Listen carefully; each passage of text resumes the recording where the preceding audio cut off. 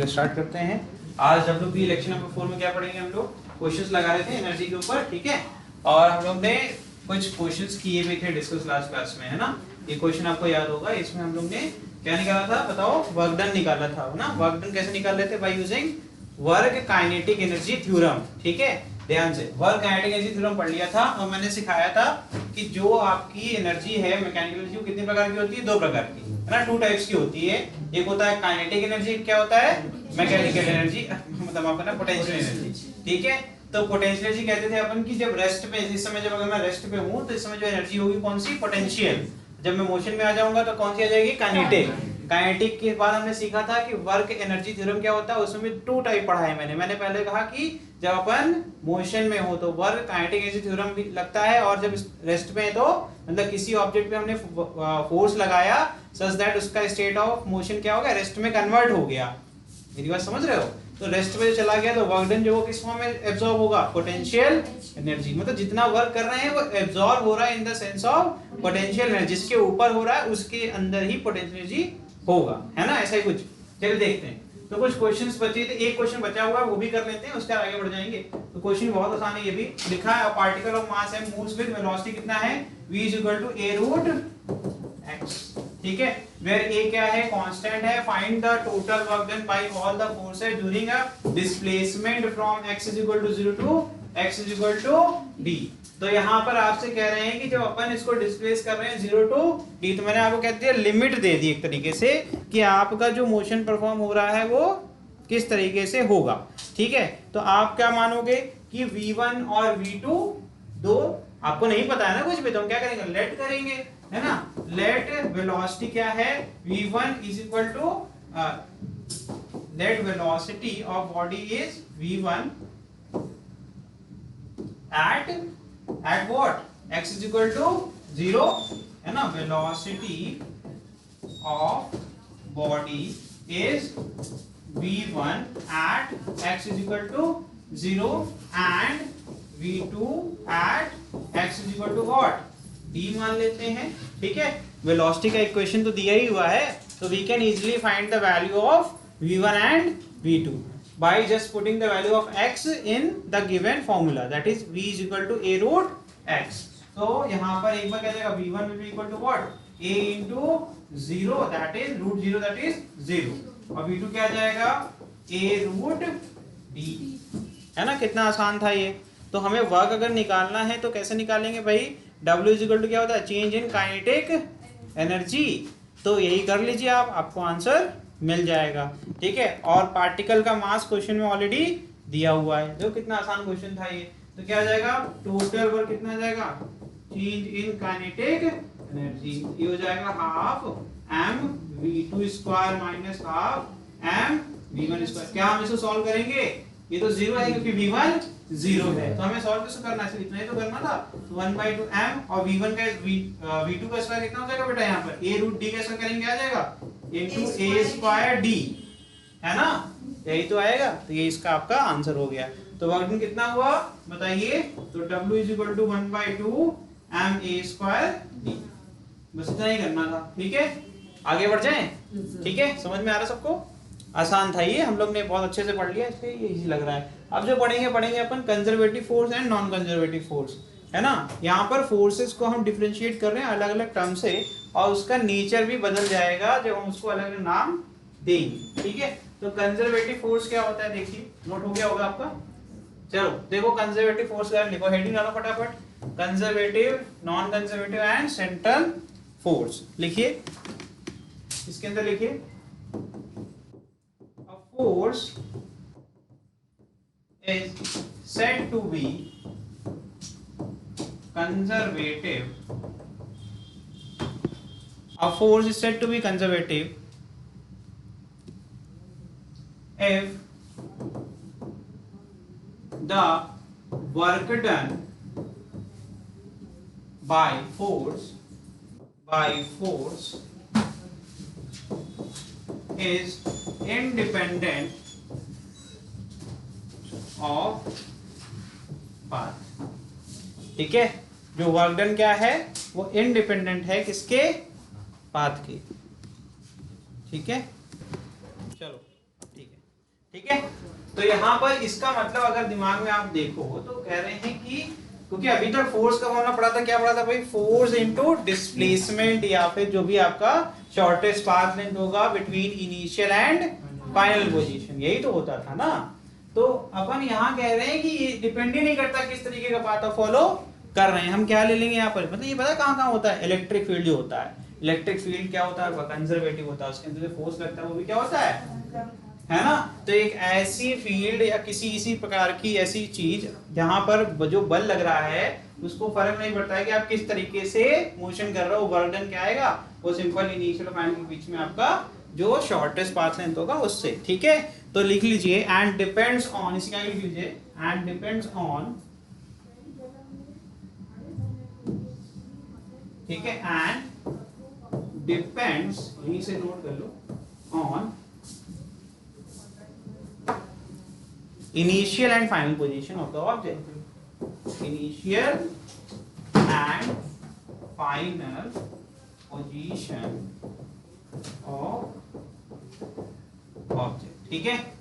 ये हो गया पहला कंजर्वेटिव का, ठीक है। अब मैंने अभी तुम लोग को सिखाया कि पाथ के इंडिपेंडेंट रहता है ना। जब वर्क हो रहा है तो फोर्स जो अपन लगा रहे हैं तो इससे फर्क नहीं पड़ता है कि पाथ क्या फॉलो कर रहा है, आपका ऑब्जेक्ट इंडिपेंडेंट रहेगा, अपन इनिशियल और फाइनल के बीच में करेंगे। तो अब मैं ये तुमसे पूछता हूं कि जो नेचर ऑफ पाथ है, क्या नेचर ऑफ पाथ पे डिपेंड करेगा। अब यहाँ पे वर्ड इंग्लिश का थोड़ा दिमाग लगाओ, वो सिंपल सी बात है।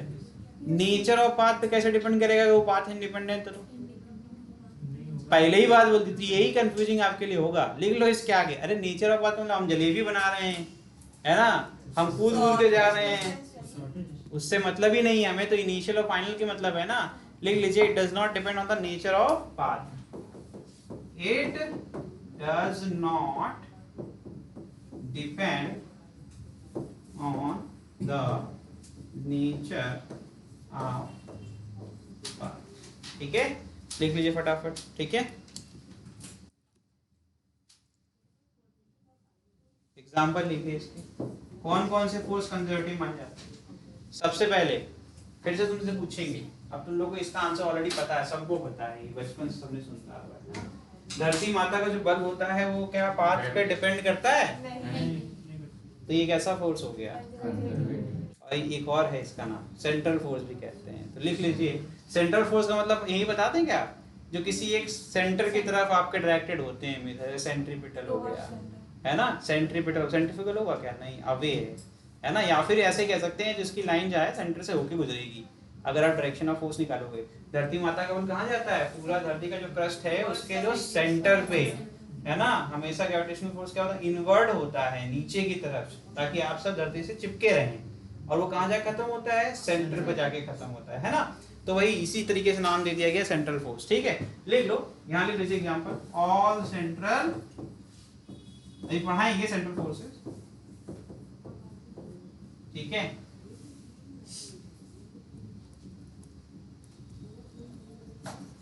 और क्या हो सकता है बताइए, यहाँ एग्जांपल लिखते क्या, such as gravitational force, electric force, ठीक है, लिखता elastic force, restoring force etcetera, ठीक है।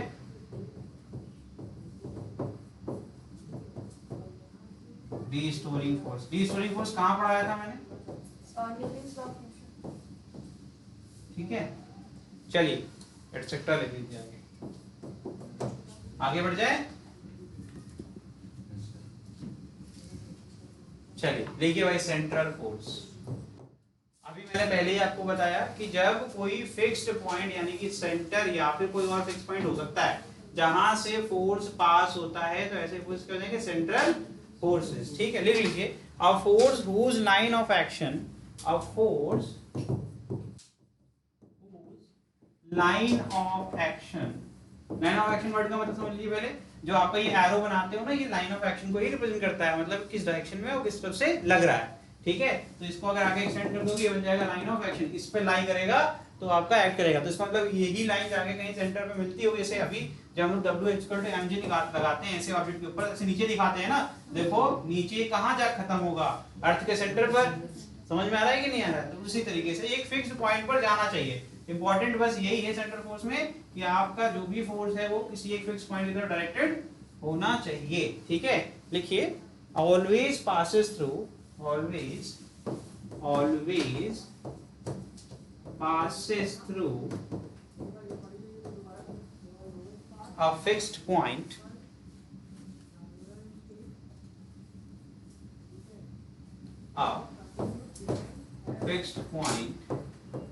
अब इसके आगे एक एडिशनल इंफॉर्मेशन देने जा रहे हैं, वो ये सारी चीजें आपके जो है कंसेप्ट को क्लियर करने में काम आएगी। ये तो क्लियर हो गया कि सर ने बता दिया फिक्स पॉइंट से पास होगा, तो अपन जान जाएंगे कि सेंट्रल फोर्स है या नहीं है। अब आगे की बात सुनना ध्यान से, ठीक है। whose magnitude, आगे लिखिए whose magnitude, जिसका जो मैग्नीट्यूड है मतलब वैल्यू ऑफ फोर्स। अब यहीं से एग्जांपल, जैसे जैसे अपन धरती से ऊपर जाते हैं ग्रेविटेशनल फोर्स बढ़ता है या घट जाता है? डिक्रीज होता है ना, तो वही लिखवाने जा रहा हूं। whose magnitude लिखिए, आगे लिखिए depends only on the, depends only on the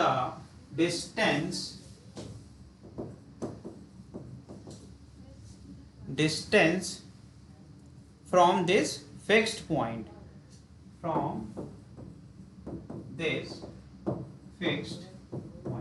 ये सारे आपके कंसेप्ट के लिए ही है। फिर से बता देता हूं, ऐसे फोर्स जो कि पास होते हैं किसी फिक्स्ड पॉइंट से, उनको सेंट्रल फोर्स कहते हैं। और साथ में जो उनकी वैल्यू होती है वो किस पर डिपेंड करती है कि उस फिक्स पॉइंट से कितनी दूरी पर आपका फोर्स लग रहा है। जैसे अभी हम लोग यहाँ पर धरती के एकदम करीब हैं, तो हम पे जो लग रहा है फोर्स वो कितना mg है ना। जब हम ऊपर जाने लगेंगे ग्रेविटेशन में पढ़ेंगे हम लोग कि कैसे वेरी करता है एक्सेलरेशन ड्यू टू ग्रेविटी। तो इससे क्या होता है, आपका ग्रेविटेशनल फोर्स घटता रहता है। ठीक है, ठीक इसीलिए जब रॉकेट को लिफ्ट करना होता है तो देखो बहुत बड़ा इंजन लगता है, ढेर सारी आग जलाते हैं। जैसे जैसे ऊपर जाने लगता है वैसे वैसे इंजन अलग होता रहता है, और रॉकेट को कम फोर्स चाहिए ऊपर जाने के लिए। इसका रीजन क्या है, जो सेंट्रल फोर्स उस पे लग रहा था उसकी वैल्यू घट रही है, तो हमें फ्यूल भी कम चाहिए। तो सबसे ज्यादा बल कहाँ होता है, अब ये टॉपिक हम लोग डिस्कस करेंगे। हम लोग जानेंगे कि क्या अगर हम लोग माइनिंग करें, अर्थ के क्रस्ट की तरफ मूव करने लगे, तो क्या mg बढ़ेगा या घटेगा? तो ये हम लोग पढ़ेंगे। आपको वहां पर विश्वास नहीं होगा जो आप कह रहे हैं गलत है। दोनों केस में जब हम नीचे जाते हैं और जब ऊपर जाते हैं, दोनों केस में आपका जी वेरी करने लगता है। जो मैक्सिमम पॉइंट है वो कहाँ है? चलिए हम लोग चर्चा करेंगे, चैप्टर भी आएगा आगे, तब तक के लिए आप लोग इसके ध्यान लगाइए। आपको विश्वास नहीं होगा, दोनों केस में आपको मैक्सिमम नहीं मिलेगा। मैक्सिमम कहाँ मिलेगा, वो आपको जब यहाँ खड़े हैं ना, यहीं पे आपको मैक्सिमम मिल जाएगी। ठीक है, तो वो यही तो खेल है कि हम लोग साइकोलॉजिकल तरीके से सोचने लगते हैं कि ऐसा होता होगा। ऐसा नहीं होता है, फिजिक्स है भाई, कुछ कंडीशंस होती हैं। ठीक है, क्योंकि तुम लोग शायद भूल गए, जब 9th क्लास में ग्रेविटेशन चैप्टर पढ़े थे, ध्यान दिया होता उस समय, तो न्यूटन्स लॉ ऑफ ग्रेविटेशन उसमें है ना, जिसमें force F is equal to क्या, G m1 m2 upon r square. जब तुम अर्थ क्रस्ट को खोदने लगोगे तो उसका मास भी तो कम हो जाएगा ना, तुमने कभी ध्यान ही नहीं दिया वहां पर। चलो इस पे चर्चा नहीं करेंगे क्योंकि ये चैप्टर खराब हो जाएगा आपका, लेकिन फिर भी दिमाग जब लगाएंगे आप घर पे जाके, तो सोचना कि जितना आपका मास बचा रहेगा उतने की वजह से तो फोर्स लगेगा, जो ऊपर है उससे थोड़ा लगेगा। मेरी बात समझे मैं क्या कहना चाह रहा हूँ? इतनी बड़ी अर्थ है, तो इन सबका जो है मास ले रहे थे आप, अब तुमने खोद डाला पूरा, इतनी छोटी सी हो गई, जहां तुम खड़े रहोगे उस पॉइंट सर्कल बनेगा ना, तो ये भी तो रिड्यूस हो रहा है। तो आपका कहां से वैल्यू बढ़ जाएगी? न्यूमरेटर घटा दिया तुमने आर तो चलो ठीक है, डिनोमिनेटर ठीक है, लेकिन न्यूमरेटर भी साथ नीचे लेके चले गए ना। इससे जो तुम सोच रखे चल रहे हो कि कंडीशन ये होगी, वो एक्चुअल में वहां पे मिलेगी नहीं। हम लोग पूरा इसको डिराइव करके प्रूव करेंगे कि कैसे आपका mg कहां पर, जहां सरफेस पे क्यों ज्यादा होता है। ठीक है, सरफेस पे अलग अलग पॉइंट पे भी आपकी फील्ड लाइन बदलती है, तो उससे भी आपका वेरी कर सकता है, लेकिन इतना बहुत बड़ी बात नहीं होती है। ठीक, तो उसी तरीके से यहाँ पर मैं आपको ग्रेविटेशन वाले से बताता हूँ, क्योंकि सेंट्रल फोर्स में यही सारी चीजें इंपॉर्टेंट हैं। तो इसका मतलब ये लास्ट वाला लाइन है न्यूमेरिकल के लिए, ये डिपेंड किस पे करता है, मतलब जो आपका फोर्स है वो डिक्रीज करेगा अगर उससे दूर भी बढ़ेगी, और करीब जाएंगे तो घटेगी। अब वो कंडीशन हम लोग अर्थ क्रस्ट के अंदर नहीं जा रहे हैं अभी। ठीक है, तो इतना ही समझिए। ठीक, इसको लिखेंगे तो कैसे लिखेंगे, क्योंकि हमने बता दिया कि force is dependent on what, on distance. Distance को अपन r से करते थे, लिखेंगे force is a function of what, r लिखना सिखाया था ना, कि ये दिखाता है किस पर डिपेंड करता है। उसका क्या करेंगे अपन, यहाँ पर r कैप लगा देंगे जिससे कि हमें फोर्स की डायरेक्शन मिल जाएगी। समझ में आ रहा है कि नहीं आ रहा है? तो वो डायरेक्शन के लिए है, ठीक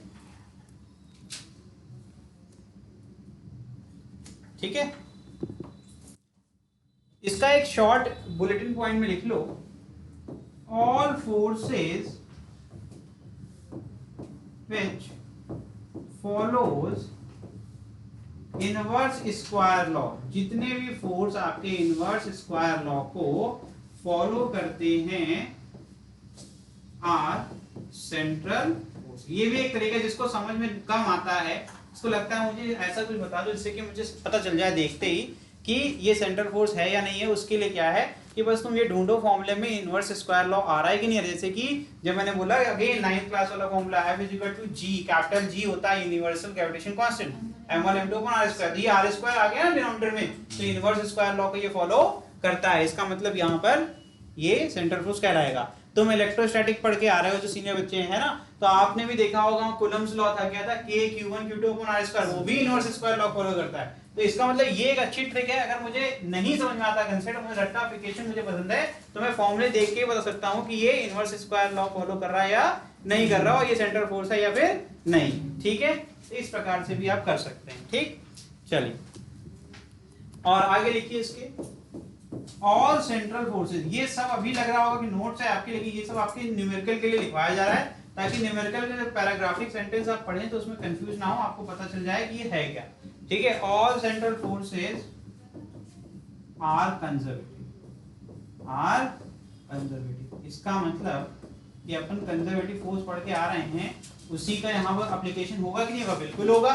यानी कि जितने भी आपके सेंट्रल फोर्स हैं वो पाथ पर, उनका वर्क डन कभी पाथ पे डिपेंड करता ही नहीं है। हमें सिर्फ इनिशियल और फाइनल पॉइंट से मतलब है। समझ में आ रहा है कि नहीं आ रहा है? ये भी हो गया। ठीक, चलिए वैसे ये वाला पॉइंट कहो तो लिखवा दें या छोड़ दें, क्योंकि मैंने ऑलरेडी लिखा दिया कि भैया जो आपका सेंट्रल फोर्स है वो फंक्शन ऑफ क्या है, पोजीशन ओनली। मतलब वो सिर्फ डिपेंड किस पे करता है कि तुम्हारी पोजीशन कहाँ है फिक्स्ड पॉइंट से, और किसी और चीज पे डिपेंड नहीं करता है। अगर ये अंडरस्टूड है तो मत लिखना, नहीं तो आप इसको बना के लिख सकते हो कि जो आपका सेंट्रल फोर्स है वो सिर्फ पोजीशन पर डिपेंड करता है। ठीक है, आगे बढ़ जाए। नेक्स्ट है आपका नॉन कंजर्वेटिव। इसका मतलब क्लियर है कि नॉन लग गया तो उसकी जो प्रॉपर्टीज थी वो ये फॉलो नहीं करेगा, तो जितनी प्रॉपर्टी उसमें थी उसका अपोजिट, मतलब ये डिपेंड करेगा, है ना। तो यहाँ पर बुलेटिन लिखना छोटा छोटा लिखवा रहे हैं, it depends on path followed by object. इस पर डिपेंड करता है ये भैया कौन से पाथ से आप मोशन कर रहे हो। ठीक है, ठीक।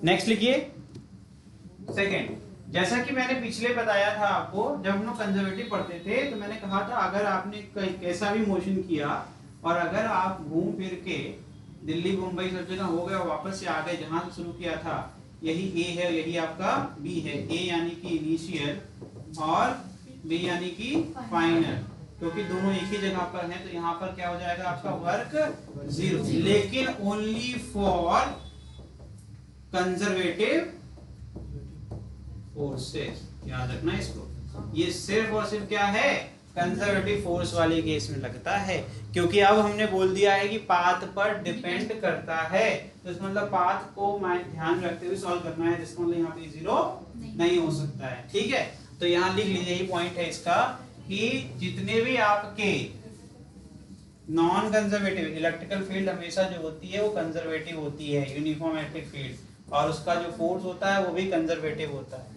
ठीक है, ठीक है तृप्ति, चलो लिखो भाई, इसमें लिखिए work done in closed path, work done in closed path. Closed path का मतलब है जहां शुरू करो वहीं पर वापस आ जाओ। ठीक है, is not zero in, is not zero in non conservative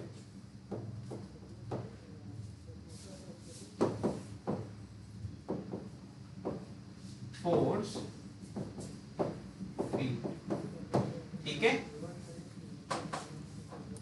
तो मुझे ये बताओ जरा, फ्रिक्शनल फोर्स कैसा है? ये कंजर्वेटिव है क्या? फिर वही कंडीशन सोचो दिमाग में, क्या ये किसी फिक्स पॉइंट से होकर गुजर रहा है? नहीं यार, इसका तो आपका जन्म ही तब होता है जब अपन क्या करते हैं, कोई एक्सटर्नल फोर्स लगाते हैं, है ना। और जब ऑब्जेक्ट मोशन में आएगा तो उसके हिसाब से इसकी वैल्यू चेंज होती है ना, स्टेट चेंज होता है तो फ्रिक्शन फोर्स की वैल्यू चेंज होती है। इसमें कहीं भी कोई फिक्स पॉइंट का लेना देना है नहीं। और ये क्या करता है भाई, जब तक आपका मोशन रहेगा तब तक ये एग्जिस्टेंस है, और जब रेस्ट पे चला गया और आपने एक्सटर्नल फोर्स जीरो कर दिया तो ये गायब भी हो जाएगा। तो कोई भी क्राइटेरिया सेट नहीं होती जिससे कि ये क्या बन जाए, कंजर्वेटिव फोर्स बन जाए। इसका मतलब ये नॉन कंजर्वेटिव होगा। तो लिख लो यहां पर फटाफट, देखिए frictional force are, frictional forces are, सारे फोर्स जितने भी हो सकते हैं लिख लो, frictional forces are non conservative. अच्छा एक और चीज है, एक और चीज, ये पाथ पे ही डिपेंड करता है यार, ये तो पूरा पाथ पे ही डिपेंड करेगा ना फ्रिक्शन, है ना। तो इसका मतलब ये तो यार यहाँ पर ये भी फॉलो कर रहा है कि पाथ वाली बात भी आ गई है, फटाफट लिखते टाइम समझ में आ गई, है ना। तो इसका मतलब ये पाथ पे भी डिपेंड कर रहा है, ठीक है। तो इसका मतलब है कि ये पूरा का पूरा जो आपका फ्रिक्शनल फोर्स है वो सिर्फ और सिर्फ पाथ की वजह से ही उसकी वैल्यू इंक्रीज या फिर कितनी देर तक वो लास्ट करेगा ये भी डिसाइड होगी, ठीक है। लिख लो फटाफट, लिखिए यहां आगे ये हो गया ना, इसको लिख दे क्या, इट डिपेंड, लिख लीजिए it depends on the path followed by object, ठीक है। राइटिंग समझना है, पूछ लेना, मैं रीड भी इसलिए कर रहा हूं, it depends on the path followed by object. सुनना ध्यान से, इसमें इसके आगे जो इंपॉर्टेंट था वो लिखने जा रहे थे हम। तो यहां पर जो अपना फ्रिक्शनल फोर्स है, ठीक है, तो यहां पर लिख देते हैं W is not equal to 0 in case of frictional force if the path followed by object क्या है भाई, is closed। अगर कोई भी ऑब्जेक्ट जो पाथ फॉलो कर रहा है वो क्लोज है, यानी कि जहां शुरू कर रहा है वहीं वापस आ जा रहा है, तो W की वैल्यू जीरो नहीं होगी in case of frictional force. बस यही लिख लो, खत्म, ठीक है। एग्जांपल में क्या लिखेंगे इसमें आप, कोई एग्जांपल आप बताइए, कोई एग्जांपल है आपके पास, बताओ, लिख लो फटाफट, लिखो चलो। हाँ, एयर रेजिस्टेंस हो गया सर, विस्कस फोर्स हो गया, जितने प्रकार के बनेगा ना, ऑल फ्रिक्शन फोर्स लिखवाए थे, क्योंकि जितने भी टाइप के फ्रिक्शन है, जैसे विस्कोसिटी क्या होता है भाई, फ्रिक्शनल फोर्स होता है बिटवीन क्या, गैस या फिर आपका फ्लूइड, है ना, दो लेयर के बीच में जो पानी बहता है नदी में, कभी ध्यान से देखना, ऊपर वाला तेज बहेगा और नीचे एकदम स्लो। उसका रीजन क्या होता है, लेयर वाइज वो पानी आपके बटे होते हैं, उनके बीच में भी एक फ्रिक्शनल फोर्स है जिसको कहते हैं विस्कस फोर्स या फिर विस्कोसिटी, ठीक है। और एयर रेजिस्टेंस, जो हवा के कारण जो रेजिस्टेंस ऑफर होता है, जब आप गाड़ी चला रहे हैं या कुछ भी कर रहे हैं, दौड़ रहे हैं, तब भी आपको लगती है ना हवा, वो क्या है, वो भी तो एक टाइप ऑफ फ्रिक्शनल फोर्स है, ठीक है। तो यहाँ लिख सकते हो, लिख लो एग्जांपल, लिख लो फटाफट, लिख लो यहाँ पर air resistance and viscous force, और लास्ट में all velocity dependent forces, all velocity dependent forces, ठीक है। तो अगर force is a function of v होगा, मतलब वेलोसिटी पे डिपेंड करता है, तो वो तो चला गया सीधे नॉन कंजर्वेटिव में। उसका मैंने क्या बताया था, एयर रेजिस्टेंस क्या है, और क्या बताया, विस्कस। लिख लो, इसमें एग्जांपल्स हो गए आपके, एक बार चेक कर लेता हूँ ऑनलाइन दिख रहा है ना अच्छे से, हाँ ठीक है। चलिए आगे जो है आपका वो नोट्स के लिए है, इसको मैं आपको समझाऊंगा नहीं क्योंकि ऑलरेडी बता दिया बहुत ज्यादा, ठीक है। ये आपका एक टेबलर फॉर्म में दे दिया है, इसको आप पढ़ लेना, ठीक है, वीडियो रोक के आराम से नोट कर लो। फिर भी एक बार रीड कर देते हैं, देख लीजिए कंजर्वेटिव में जो बताया वही सब लिखा हुआ है। Work done does not depend on क्या, पाथ, इसमें क्या करेगा, डिपेंड करेगा, ठीक है। राउंड ट्रिप यानी क्लोज पाथ में क्या हो जाएगा, वर्क जीरो, इसमें सेंट्रल फोर्स जितने भी हैं वो सारे हो जाएंगे। एग्जांपल इसमें क्या हो जाएगा, फ्रिक्शनल फोर्सेस या फिर जितने भी आपके वेलोसिटी डिपेंडेंट फोर्स होते हैं।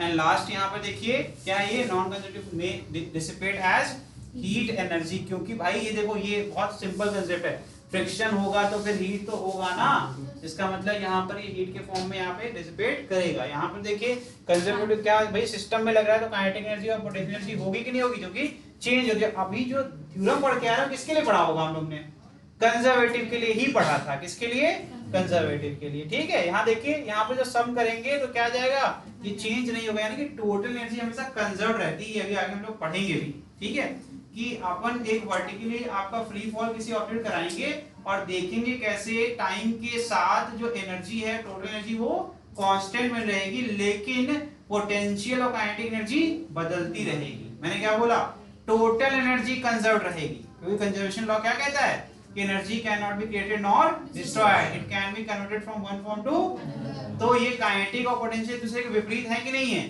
तो जब ऑब्जेक्ट मोशन रहेगा तो काइनेटिक रहेगी, और काइनेटिक जब वो रुक जाएगा रेस्ट पे जाएगा तो वही काइनेटिक कहां चली जाएगी, पोटेंशियल, या फिर रेस्ट पे है जब मैंने फ्री फॉल किया तो वही पोटेंशियल कन्वर्ट होगा काइनेटिक। समझ में आ रहा है कि नहीं आ रहा, टोटल एनर्जी लेकिन फिर भी कांस्टेंट बनी रहेगी। तो वो चीज अभी आगे सीखेंगे, ये लिखा हुआ है यहाँ पर।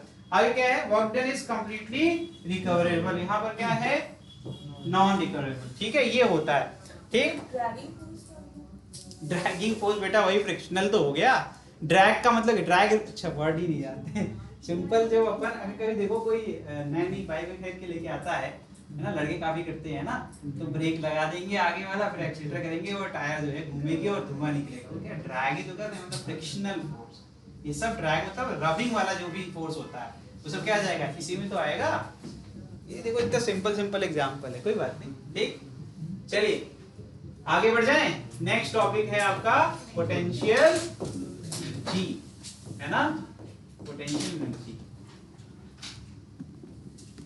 और फिर गलती से अगर जो है ब्रेक छूट जाता है तो उन्हीं के यहाँ तेरा ही खाने जाना पड़ता है। ठीक है, लिखिए the energy possessed by a body, लिखिए the energy possessed by a body by virtue of its position, by virtue of its position, यानी कि कहाँ वो रेस्ट पर है। ठीक है, ठीक, in conservative force field, in conservative force field। ठीक है, ध्यान रखना कंजर्वेटिव टर्म यूज कर रहे हैं जानबूझ के, ताकि पता रहे कि हम लोग कौन सा फोर्स यूज करने वाले हैं। ठीक है, नेक्स्ट लिखिए potential energy is a relative quantity.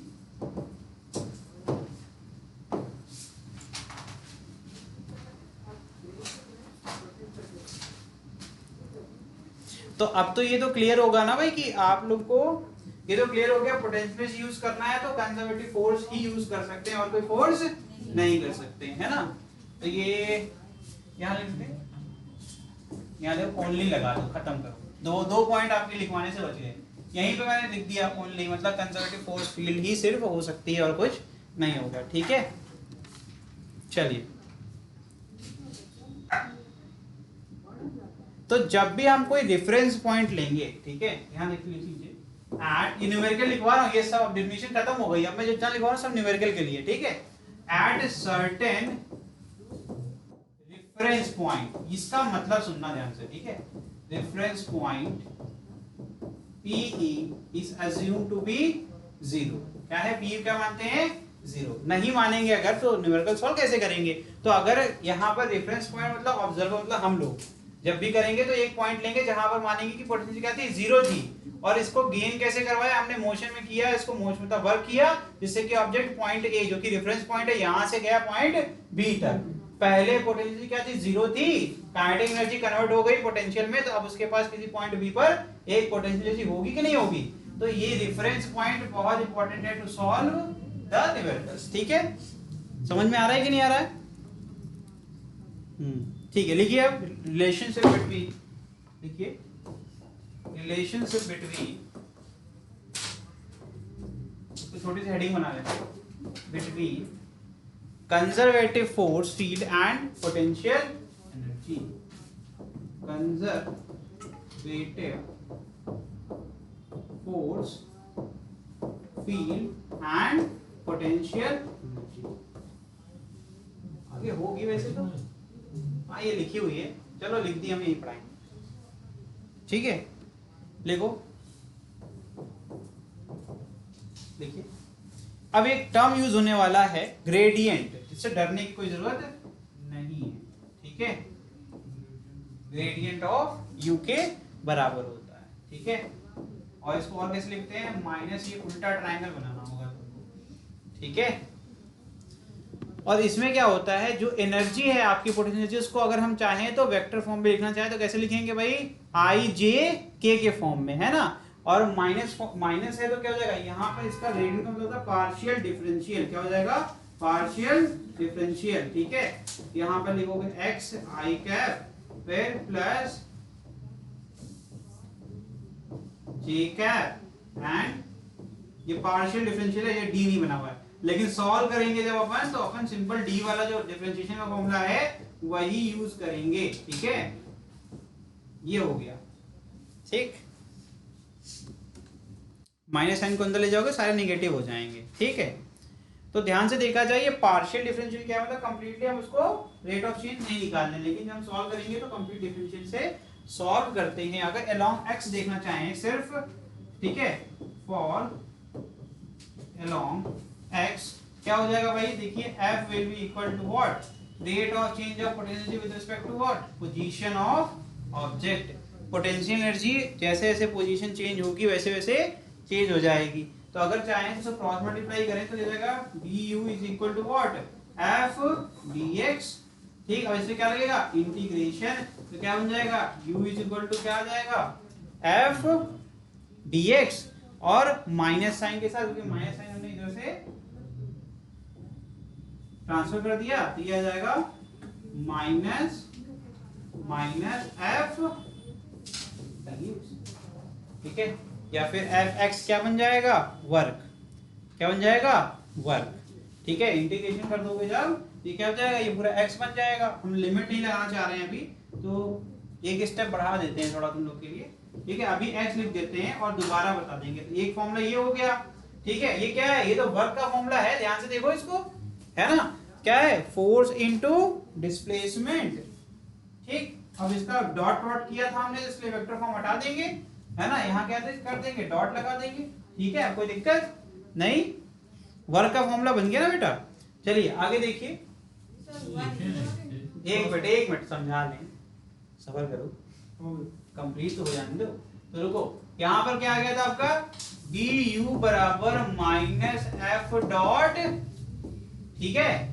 इसके अपन ने क्या किया, इंटीग्रेटिंग बोथ साइड, दिया जाएगा ये du का इंटीग्रेशन कहां से, 0 से u तक। अब मैंने कहा कि जो मैंने ऑब्जेक्ट की पोजीशन है वो किसी x1 से x2 की तरफ लेके जा रहे थे, माइनस एफ dx। अब मैंने इसका मल्टीप्लिकेशन कर लिया, इसका डॉट डॉट सॉल्व कर लिया, जाएगा x1 टू x2, तो कैसा दिखेगा, u इज इक्वल टू क्या जाएगा, f x2 माइनस, ठीक है। तो यहाँ आएगा एक माइनस साइन, तो फाइनल फॉर्मूला कैसा दिखेगा, माइनस f x2 माइनस। किसी को इसमें कोई दिक्कत, ये कैसे किया सर, इंटीग्रेशन ऑफ dx क्या होता है बड़े भाई, x होता है, ठीक है। और लिमिट अगर लगी हुई यहाँ पर x1 से x2, तो अपन यहाँ पर x1 और यहाँ पर x2, पहले क्या करते हैं, फाइनल वैल्यू पुट करते हैं, बाद में इनिशियल, ठीक है।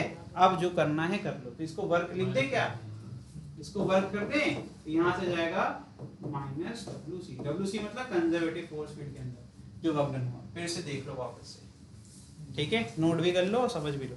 ये क्या बना है, कहाँ बेटा, माइनस ग्रेड यू, उसके बाद ये समोसी, ये पार्शियल डिफरेंशियल है, इसको ऐसे डी की तरह नहीं लिखते हैं, ठीक है। और ये ग्रेडियंट कहलाता है, इसको कहते हैं ग्रेडियंट, ठीक है।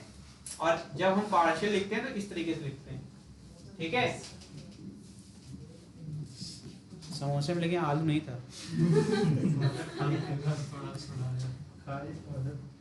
तो खा गया आलू, देखो कुचक गया वो।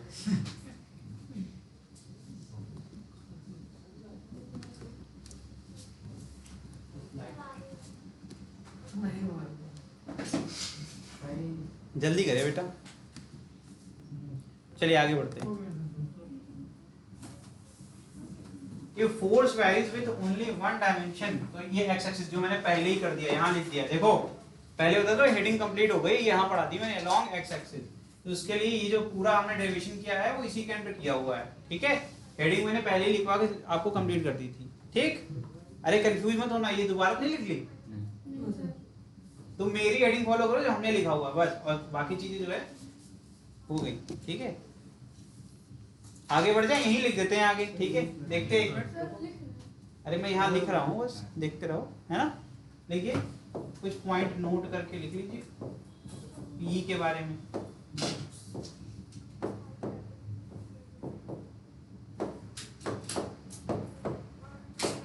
चलो हाँ बेटा, यू का क्या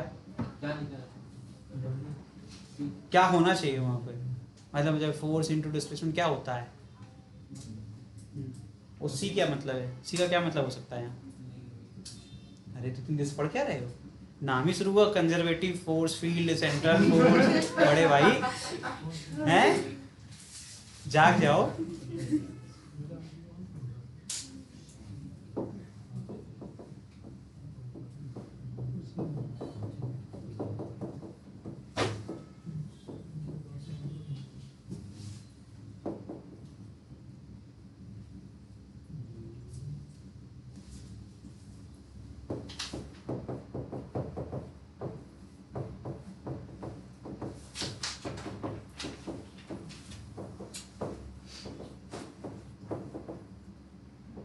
जो लिख रहा हूँ ध्यान देखिएगा, कह रहे हैं potential energy can be positive, negative या फिर जीरो, नहीं तीनों में से कोई भी नेचर ये क्या कर सकता है, फॉलो कर सकता है, ठीक है।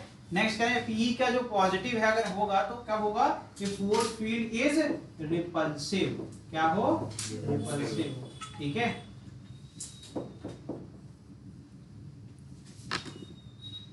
नेक्स्ट पी निगेटिव कब होगा, जब आपका is negative if force field is attractive, ठीक है।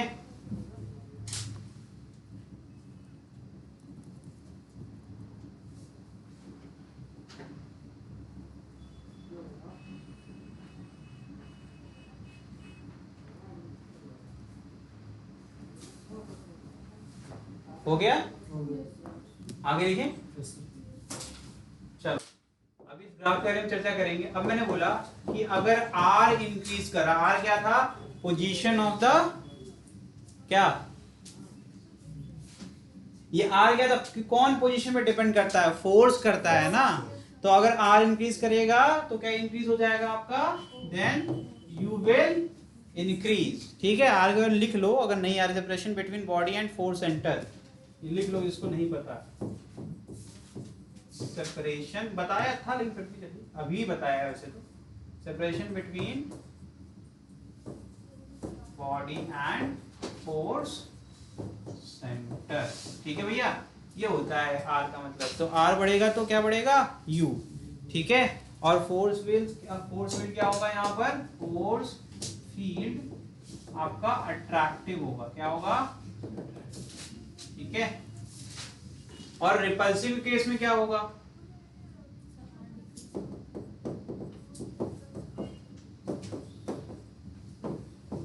फोर्स फील्ड क्या हो जाएगा, ये हो जाएगा रिपल्स, ठीक है बेटा। -100 हमेशा छोटा होता है 0 से, याद रखना।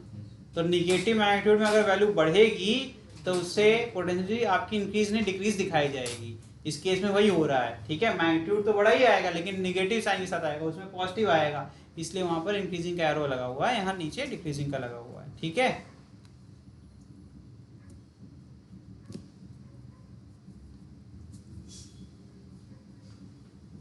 अगर ऐसा केस हो जाए, एक मिनट रुको, अगर ऐसा केस हो जाए कि R इंक्रीज कर रहे हैं, हम दूर ले जा रहे हैं और फोर्स फील्ड क्या है, रिपल्सिव है, तब क्या U इंक्रीज करेगा, डिक्रीज करेगा। सुनना ध्यान से, सुन लो, फिर से बता दे रहे हैं क्या है यहाँ पर, देखो फोर्स फील्ड अट्रैक्टिव है तो क्या आ जाएगा, पोटेंशियल क्या है नेगेटिव, और ये रिपल्सिव। मैं यहाँ क्या कह रहा हूँ, मैं कह रहा हूँ आर को मैं इंक्रीज कर रहा हूँ लेकिन यू मेरा डिक्रीज कर रहा है। एक का पॉसिबल है जब मैं किसी रिपल्सिव फोर्स के अगेंस्ट वर्क कर रहा हूँ। अरे भैया यहाँ लिखा है रिपल्सिव बोल रहे हैं, तुम तो अलग, हम बता रहे हैं तुम पूछ रही, हम वही बता रहे हैं कि ये रिपल्सिव है, हम आर को दूर ले जा रहे हैं, तो ऑब्जेक्ट को दूर ले जा रहे हैं, तो एनर्जी क्या होगी, निगेटिव वैल्यू आएगी, तो क्या होगा, डिक्रीज ही तो करेगा कि इंक्रीज कर जाएगा। -100 क्या, अगर मैं कह रहा हूं कि तुम्हारे फॉर्मूले में आर की वैल्यू बढ़ने से आपको टोटल डब्ल्यूसी की वैल्यू बढ़ती दिख रही है, तो आप कहेंगे यू की वैल्यू बढ़ रही है, लेकिन मैं कहूंगा मैग्नीट्यूड बढ़ रहा है, साइन तो नेगेटिव है ना, और नेगेटिव साइन क्या होगा, हमेशा डिक्रीजिंग को रिप्रेजेंट करता है, कि पॉजिटिव क्या होता है, बड़ा या नेगेटिव बड़ा है ना।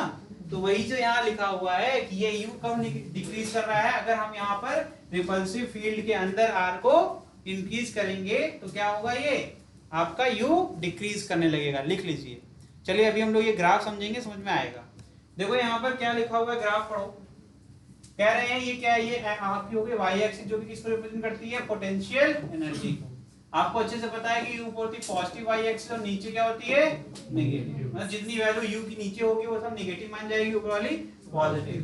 तो कह रहे हैं रिपल्सन फोर्स है, उस केस में आर इंक्रीज करने पर क्या हो रहा है, देखिए यहाँ पर किधर जा रहा है, डिक्रीज कर रहा है, डिक्रीजिंग टुवर्ड्स 0।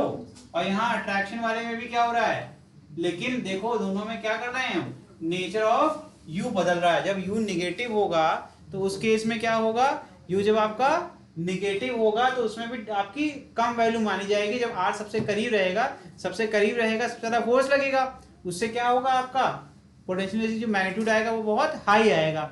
जैसे डिस्टेंस अपना बढ़ाते जाएंगे वैसे से फोर्स की वैल्यू घटती जाएगी। मल्टीप्लिकेशन में है ना दो क्वांटिटी, मैंने बोला था 2 into 4 और 4 into 2 क्या होता है, दोनों सेम है ना। लेकिन अब इसमें प्रोडक्ट के फॉर्म में दो क्वांटिटी हैं, तो दोनों में से कोई एक बढ़ेगा दूसरा का घटेगा, तो ऑटोमेटिकली वो क्या हो जाएगा, बैलेंस हो जाएगा कि नहीं हो जाएगा। एक को आप बढ़ा रहे हैं और फोर्स बहुत ज्यादा घट रहा है, तो इससे क्या होगा, पूरी एनर्जी घटती दिखेगी। समझ में आ रहा है कि नहीं आ रहा है, ये ग्राफ है, नोट कर लें इसको।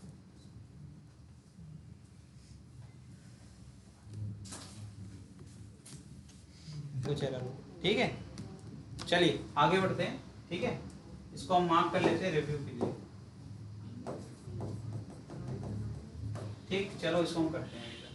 पर ये ग्राफ समझना आसान है, देखो ध्यान से, potential energy curve and equilibrium. Equilibrium का मतलब जानते ही हो क्या होता है, क्या होता है, एफ नेट 0, ये 0, दिमाग क्लियर होना चाहिए। अपन क्या बना रहे हैं, पोटेंशियल एनर्जी कौन सी एक्सिस है, ये पीई, यानी कि यू को रिप्रेजेंट करती है। ठीक, और ये क्या है भाई, आपका पोजीशन ऑफ पार्टिकल। साथ साथ में फोर्स का जो नेचर है वो देख रहे हैं अपन, क्या कर रहे हैं, फोर्स का नेचर। तो यहाँ पर देखो ये क्या है, ये एरोज यहाँ पर रिप्रेजेंट कर रहा है कि कैसा है आपका नेचर, अट्रैक्टिव है या फिर रिपल्सिव है। दिख रहा है कि नहीं दिख रहा है, एक मिनट को देखें, ऑनलाइन दिख रहा है, हाँ दिख तो रहा है, क्लियर दिख रहा है, बल्कि ज्यादा अच्छा दिख रहा है इन लोग को। चलो तो यहाँ पर देखो, इस केस में अगर हम अलग अलग पॉइंट देखें, जिसको कुछ नहीं आता, जिसने बस मेरी बेसिक मैथ पढ़ के चला आया उठ के, तो उसको मैक्सिमम मिनिमम वाला नेचर, मतलब ये स्लोप पॉजिटिव और नेगेटिव देख ही पा रहे होगे ना। और अगर अपन स्लोप निकालेंगे तो क्या निकलेगा, यू है और यहाँ पर पोजीशन है, यानी कि अपन फोर्स ही तो मिलेगा यहाँ पर, क्योंकि फोर्स क्या होता है बताइए, rate of change of energy with respect to position of object. यही तो du by dx लिखा था x के लिए। तो यहाँ अपन यहाँ पोजीशन लिखा हुआ, तो क्या लिख सकते हैं, यहाँ का मॉडल कैसा दिखेगा, देखिए f is equal to du/dr। अच्छा मैंने मैग्नीट्यूड लिखा है भाई, तुम लोग अभी चिल्लाने लगो कि नेगेटिव, किसी को पता नहीं चलेगा, लेकिन ध्यान दिया करो, यहाँ नेगेटिव होना चाहिए था। ठीक है, बराबर। ये फॉर्मूला अभी पीछे पढ़ा के आ रहा हूँ मैं, ठीक है, फॉर्मूले में कोई दिक्कत नहीं है। तो अपन अगर देखें स्टार्टिंग में पहला पॉइंट कौन सा लिया अपन ने, ये वाला है ना। इस पॉइंट देखेंगे तो स्लोप कितना बन रहा है भाई, यहाँ पर एक एक्स एक्सिस बनाने सिखाया था मैंने, ये एंगल क्या है आपको, ग्रेटर देन 90, यानी कि स्लोप नेगेटिव। नेगेटिव यानी कि वो व्हाट बताइए, फोर्स क्या आ रहा है यहाँ पर बताओ, माइनस नेगेटिव आ रहा है कि नहीं आ रहा है।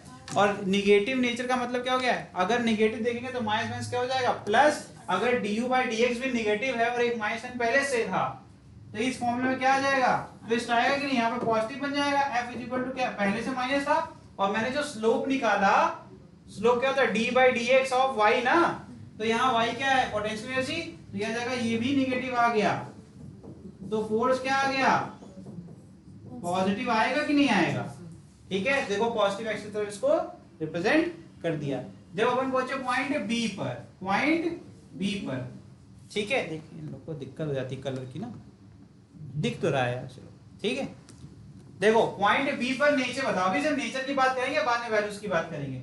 अरे सर यहाँ पे थीटा क्या हो गया, जीरो, थीटा जीरो मतलब स्लोप जीरो, स्लोप क्या हो गया, du बाई dx, ये हो गया जीरो, मतलब फोर्स क्या हो गया, क्लियर है ना। अब ये माइनस जीरो प्लस जीरो बोल देना, क्योंकि माइनस जीरो प्लस जीरो कुछ होता नहीं। अब यहाँ पर देखो पॉइंट सी पर, पॉइंट सी पर जब गए तो यहाँ देखा एंगल कितना बन रहा है विद द एक्स एक्सिस, ये बन रहा है आपका एक्यूट एंगल, यानी कि लेस देन 90 में tan होता है पॉजिटिव, ये क्या है आपका एक्यूट, तो यहाँ पर आ जाएगा स्लोप क्या आ गया, पॉजिटिव, यानी कि फोर्स क्या आएगा, नेगेटिव आएगा ना भाई, पॉजिटिव कैसे आ जाएगा, फिर से फॉर्मूला एट सी, एफ एट सी के जगह माइनस du बाई dx, ये पहले से पॉजिटिव था तो पूरी वैल्यू क्या आ गई, तो देखो एरो कहाँ चला गया, नेगेटिव x की तरफ इसको हमने रिप्रेजेंट किया। समझ में आ रहा है क्या कह रहा हूँ, बस स्लोप देख के जान सकते हैं कि फोर्स का नेचर अट्रैक्टिव है या फिर रिपल्सिव है। समझ में आ रहा है कि नहीं आ रहा है। इसी प्रकार से सारे पॉइंट आप बताओ, अब आगे डी ई जी एच इसका आप बताओगे, अब वो देख के ही बता दो, लेकिन समझाना पड़ेगा। पहले वाले डी वाले में क्यों ये आपका रिपल्सिव आ रहा है, यानी निगेटिव आ रहा है, बताओ डी वाले में निगेटिव क्या आ रहा है, क्योंकि slope again theta less than 90, ठीक, ऐसे लाइन खींच लिया करो यार, है ना, ये एंगल क्या हो जाएगा 90 से छोटा, इसका मतलब स्लोप क्या हो जाएगा पॉजिटिव, स्लोप पॉजिटिव यानी कि फोर्स नेगेटिव। फिर ई पर जाएंगे तो सर एक पैरेलल लाइन बन जाएगी विद द एक्स एक्सिस, यानी कि थीटा जीरो, अब यहाँ पर फोर्स जीरो। फिर जी पर जाएंगे तो सर जी पर यहाँ ऑब्ट्यूज, तो इस केस में क्या हो जाएगा force positive.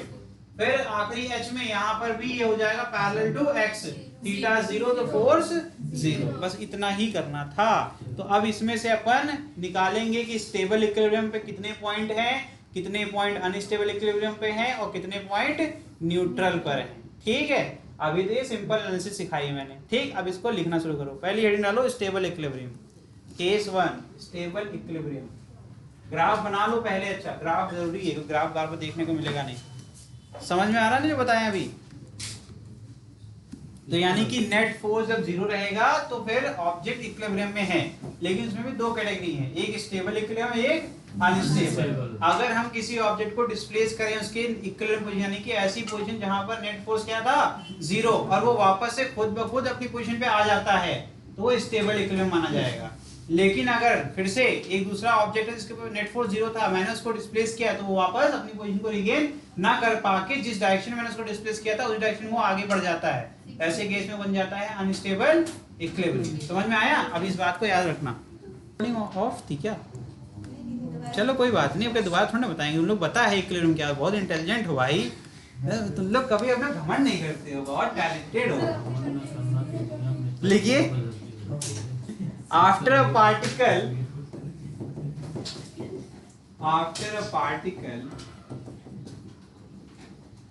is slightly displaced, वही जो बोला है वही लिखवा रहे, is slightly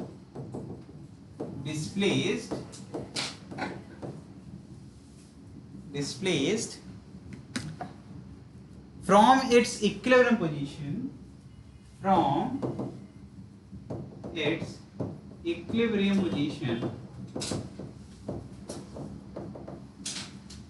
ठीक है।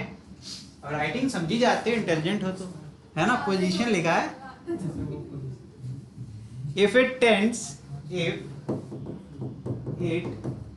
मतलब खुद ब खुद कर रहा है, ये टेंड्स का मतलब ये हो गया, ठीक है, to come back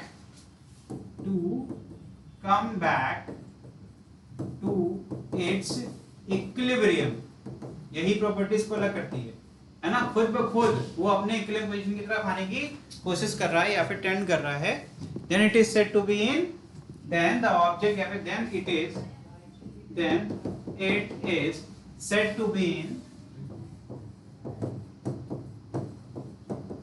stable equilibrium।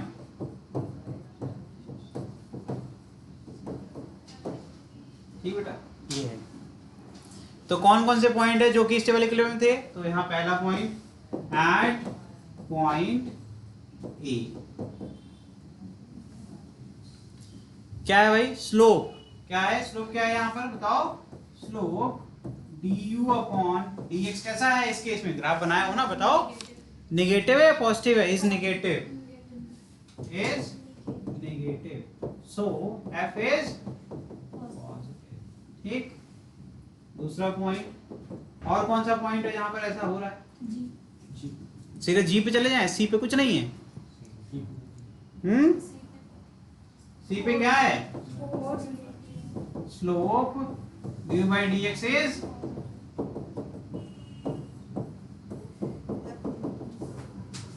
ठीक है, सारे पॉइंट लिख लो। एट पॉइंट बी, बी कैसा है, क्या ये दोनों जो पहले दो पॉइंट है स्टेबल इक्विलिब्रियम में हैं, बताओ, क्या ए और सी दोनों इक्विलिब्रियम में हैं, नहीं है, नहीं है सर। जब हम बी पे देखते हैं तो बी क्या है आपका, जहां पर नेट फोर्स 0, तो इक्विलिब्रियम वाले पॉइंट तो दो ही हैं, बी और ई, और 3 है वहां पर ना एच, ठीक है। लेकिन ध्यान देना कि इसमें स्टेबल और अनस्टेबल की बात हो रही है, तो जब पहले आपका कैसा नेचर रहे आपका, बताओ, फोर्स पॉजिटिव और बाद में निगेटिव और बीच में 0, this is the condition for stable equilibrium. दूसरे केस में देखो, पहले क्या है, पॉजिटिव है निगेटिव है, बताओ, निगेटिव, बाद में पॉजिटिव, बीच में 0, कंडीशन फॉर अनस्टेबल इक्विलिब्रियम। यार तुम यार, चलो फिर से बता रहे हैं, सबसे इंपॉर्टेंट, ग्राफ देख के आंसर ऐसे निकालना है आपको एग्जाम में, चुपचाप उस ग्राफ को देखना है कि बीच में, जहां पहली बात तो ढूंढो कि वो जहां पर फोर्स 0 हो रहा है, वही दो पॉइंट आपके स्टेबल और अनस्टेबल की बात करेंगे। ठीक, तो स्टेबल ढूंढना है तो पहले क्या होना चाहिए, फोर्स का नेचर नेगेटिव होगा पॉजिटिव होगा, पॉजिटिव, बाद में बीच में स्टेबल इक्विलिब्रियम। ठीक, पहले, बाद में, बीच में, बस इतना ही है। ठीक है, चलो इतना आसान है, लिख लो फटाफट। तो यहाँ लिखो एट पॉइंट बी क्या है, क्या है F0, या फिर स्लोप आपको ऐसे लिख दो du by dx, सब में ऐसे लिखा है तो ऐसे लिख लो भाई, क्या है ये 0, सो F नेट क्या हो जाएगा, इतना भी अच्छा ना लिखिए, दया आ जाती है ना, F क्या हो जाएगा 0, it is the point of stable equilibrium. ठीक है,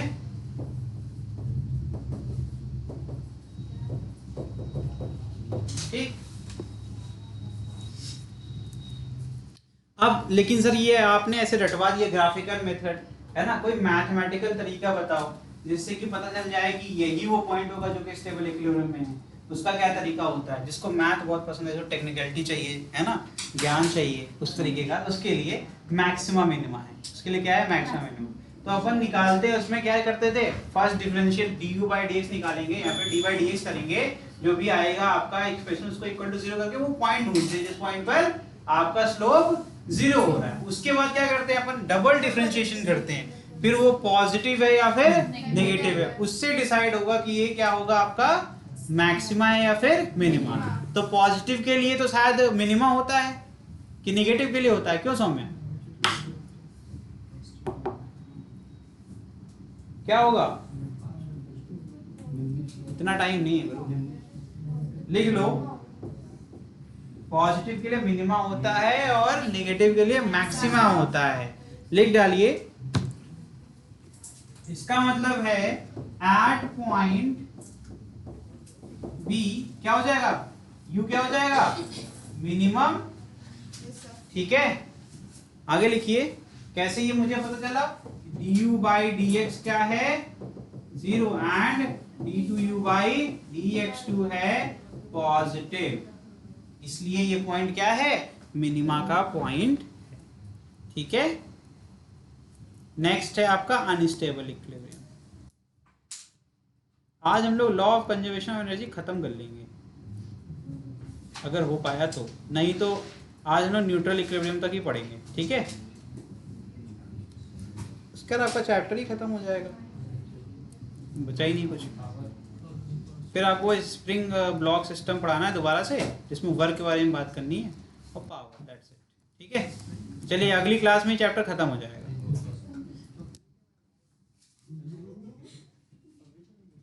अभी तो 10 मिनट तुमने और बढ़ा दिया। लिखो अनस्टेबल इक्विलिब्रियम। अरे अभी लिख रही हो गया बेटा, घर पे लिखना। लिखो आफ्टर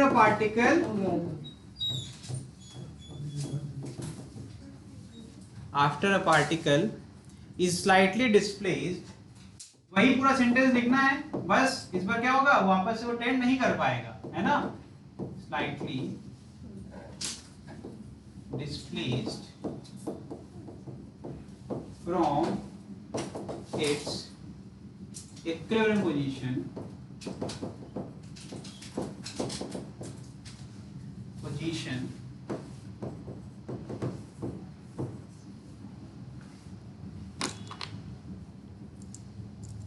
आगे लिखिए if it tend to, अब यहाँ देखो यही है बस आखिरी, मूव अवे, यही याद करना है, ये पॉइंट ऑफ इक्विलिब्रियम से दूर जाना चाहिए, ठीक है। From equilibrium position, from equilibrium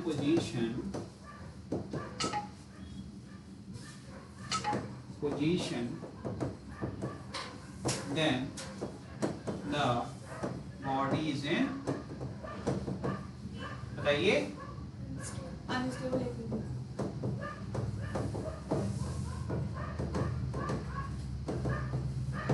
ठीक है।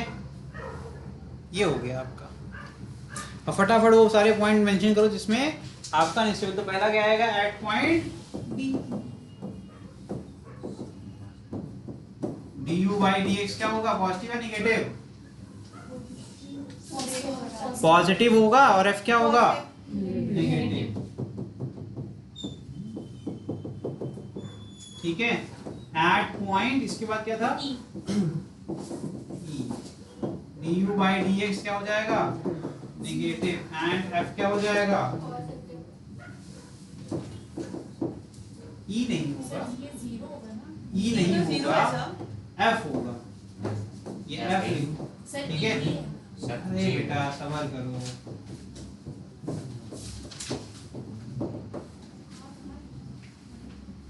सर अपना में था जी है, f है ही नहीं, बना लो यार। रुक जाओ, अच्छा देखें, डी ई, अच्छा तुमने ई के बाद f है ही नहीं, अच्छा f फोर्स के लिए यूज कर लिया है, तो g कर लो भाई, ठीक है। ये g कर लो और उसको e कर लो, ठीक है। ठीक है, वाकई तो सही लिखा। क्या जाएगा, 0, and this is the point of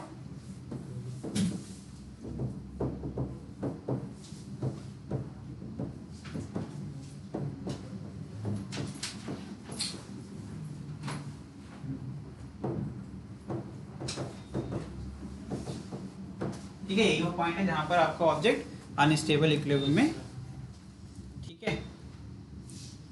again mathematical वे में कैसे लिखेंगे, ये हो जाएगा पॉइंट ऑफ मैक्सिमा, ठीक है। एट पॉइंट ई क्या हो जाएगा, u will be equal to what, u max, यानी कि du by dx क्या हो जाएगा, 0 के बराबर, एंड d2u by dx2 क्या हो जाएगा, नेगेटिव, ठीक है। यही कंडीशन होती है मैक्सिमा की।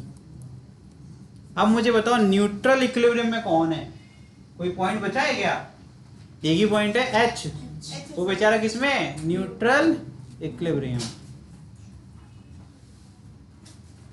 क्योंकि इसका ग्राफ क्या है, स्ट्रेट लाइन है।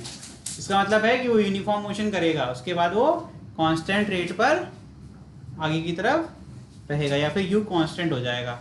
या मैं ऐसे कह दूं कि आपका क्या बॉडी रेस्ट पे आ गई, अब वो कहीं नहीं जा रही, तो उसका जो एनर्जी होगी वही कर जाएगी, h वाली, ठीक है। नहीं बच रहा है कृष्णकांत को, कृष्णकांत बाबू वो है देखो, h उधर लिखा होगा, बेचारा कोने में आराम से बैठा है ना। इसका ग्राफ देखो ऐसा फ्लैट हो गया है ना, इसका ये ऊपर नीचे ऐसे ऊपर चलने जा रहा है सीधा एकदम, है ना। इसमें तो कांस्टेंट हो गई वैल्यू, इसकी वैल्यू चेंज नहीं होगी। आप कितना भी यहाँ पर आगे पोजीशन चेंज करो, ऑब्जेक्ट वहीं पर है, इसका मतलब वो रेस्ट पे रहा होगा, तो उसमें उसकी एनर्जी क्या हो जाएगी, कांस्टेंट। ठीक है, तो लिख लीजिए, इसी कहते हैं न्यूट्रल इक्विलिब्रियम। देखिए, after particle is slightly displaced, देखो इसमें after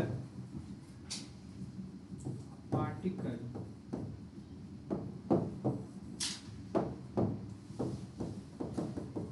is slightly displaced from its equilibrium position, from its equilibrium position,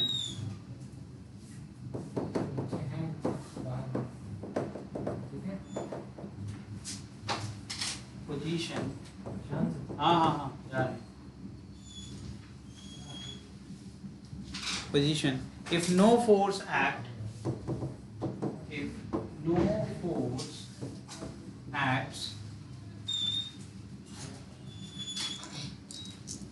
on it,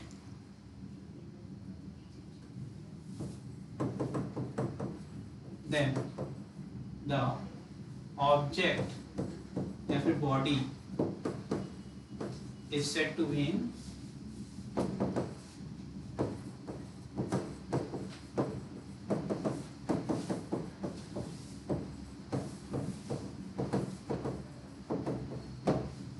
neutral equilibrium.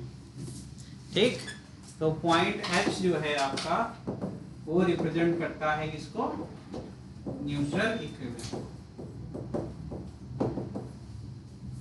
0 और F क्या हो जाएगा आपका, यहाँ पर ध्यान देना कि F तो यहाँ पर 0 होगा ही होगा, साथ में d2u by dx2 भी क्या हो जाएगा 0, बिकॉज ये कांस्टेंट है, मतलब u क्या हो जाएगा इस पॉइंट पर, कांस्टेंट बना रहेगा क्योंकि बॉडी रेस्ट पे आ चुकी है।